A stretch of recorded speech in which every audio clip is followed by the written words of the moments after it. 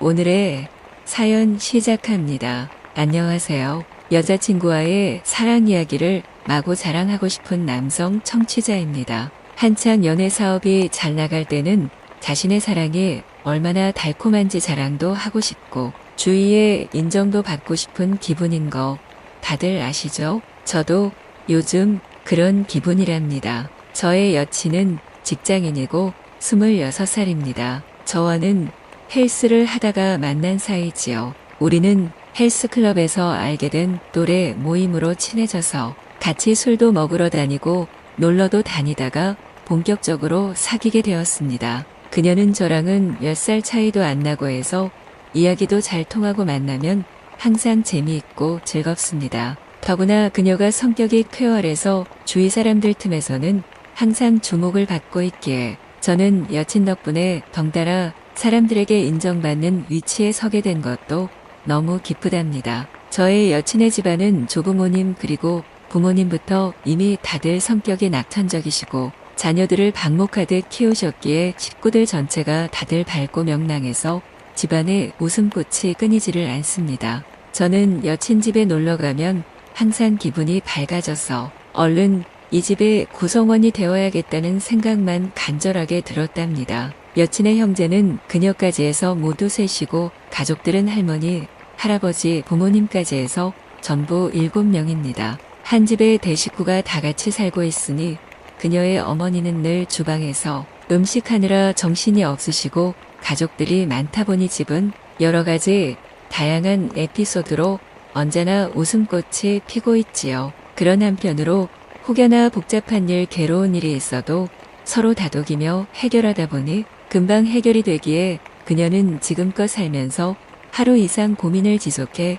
본 일이 없다고 합니다. 서로 가족 중 누군가가 우울하다 싶으면 나머지 가족들이 다 함께 힘을 합쳐서 위로하고 다양한 이벤트를 벌이며 애써 웃음을 만들어주려고 노력도 많이 하는 것을 보았습니다. 저도 그 집에 발을 들이고서는 주말이면 항상 같이 모여서 고기도 구워 먹고 같이 놀기도 하면서 즐겁게 보내고 있는데 그러다 한 번은 제가 꽤 큰 실수를 한 적이 있었습니다. 할머니가 유달리 아끼시는 장롱에 흠집을 내고 말았거든요. 그 장롱으로 말할 것 같으면 할머니께서 시집 오실 때에 오신 것인데 명장이 만든 아주 비싸고 귀한 것이었습니다. 그리고 그보다 더 귀한 할머니만의 인생 사연이 깃들어 있기에 애지중지하시는 아주 귀한 물건이었고요. 이사할 때도 그 장롱만큼은 할머니가 눈을 부릅뜨고 계신 상황에서 모포로 돌돌 감은 상태로 이동을 할 정도로 아주 귀한 대접을 받던 물건인 건 두 말할 필요도 없었다고 합니다. 그런데 제가 떡하니 장롱에 커다랗게 흠집을 내고 말았으니 그녀와 나머지 가족들은 기함을 하고 말았습니다. 일단은 이 사태를 어떻게 수습할 것인가로 가족들은 머리를 맞대더니 할머니가 때마침 할아버지와 온천 여행을 가신 상황이라서 돌아오실 때까지는 시간을 벌 수 있겠다 하면서 그나마 잠시 마음을 놓고는 다 같이 머리를 쥐어짰습니다. 그리고는 장롱에 난 흠집이 측면에 있으니 가구 배치를 조금 바꿔보자는 의견이 나왔습니다. 벽 쪽으로 그 흠집이 가도록 자리 이동을 하면 자연히 몇 년은 들킬 시간을 벌 수 있지 않겠냐 하는 것이 그 이유였고 더구나 앞으로 그 집에서 이사할 일은 그다지 없을 듯하니 할머니 살아계신 동안은 절대 그 흠집을 들킬 일이 없을 것이란 의견이었죠. 다들 그렇게 하자는 것으로 의견을 모아서 조심스레 장롱을 옮기기 시작했습니다. 물론 더 이상의 흠집은 절대 내서는 안 되기에 모포를 덮어서는 아주 조심하면서 세심하게 자리를 옮겼지요. 그리고 문제의 그 흠집이 벽 쪽으로 가도록 장롱을 그쪽에 바짝 붙이고는 태연히 그 부근의 가구들도 정리정돈을 했습니다. 이윽고 할머니 할아버지가 여행에서 돌아오셨다는 연락을 듣고는 저는 가슴이 두근거리는 상태로 두 분이 여행을 마치고 무사히 돌아오셨으니 인사도 드릴 겸 좋아하시는 과자와 과일을 사들고 다시 방문했습니다. 할머니는 장롱에 대해서는 전혀 모르고 계셨고 오히려 쓰기 편하게 옮겨져서 아주 고맙다며 우리들에게 칭찬을 하셨습니다. 저는 그나마 아주 다행이다 하면서 한숨을 내쉬고는 가져간 과자를 접시에 담고 과일을 손수 깎아서 포크로 집어들이기까지 했습니다.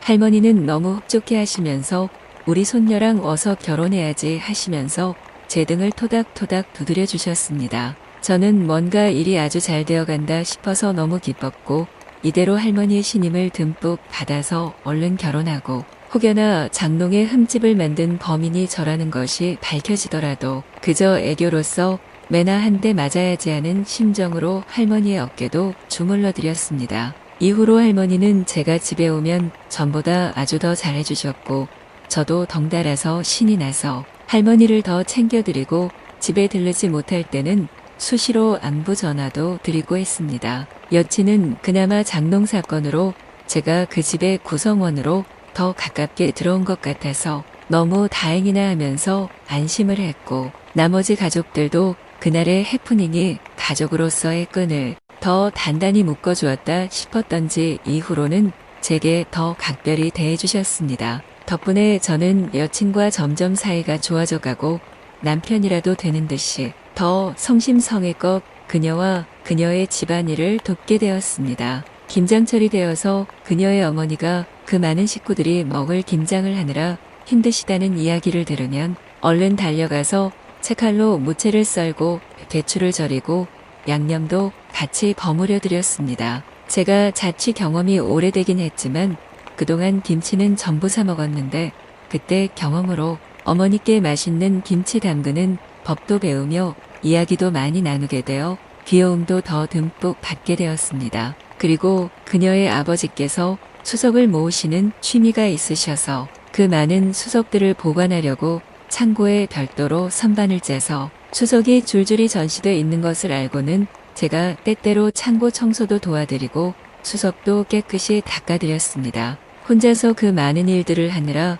그간에는 힘드셨다면서 아버지께서 아주 기뻐하시더군요. 그리고 처남과 처제될 그녀의 동생들에게도 항상 신경을 쓰면서 그들의 관심사에 동참하고 지냈고 특히나 그 나이대에는 용돈이 가장 큰 효과를 발휘한다는 것을 떠올리고는 용돈도 나름으로 신경 써서 주었습니다. 그러다 보니 그녀와 제가 가끔씩 작은 말다툼이 있어서 분위기가 어색한 상황이 와도 처제와 처남이 다 해결해 주었으니 저한테는 아주 든든한 지원군이 생기게 된 것은 물론이었습니다. 저는 이제 처갓집으로 주말마다 갑니다. 가서 식구들과 어울리고 곧 다가올 결혼식 준비 이야기도 나눕니다. 그리고 평일에는 장모님이 제 도시락을 챙겨서 오전 일찍 그녀가 자전거로 운동 겸 해서 저에게 갖다 주면 저는 그것을 들고 출근합니다. 집에 딸린 피아노 교습소를 운영하는 그녀는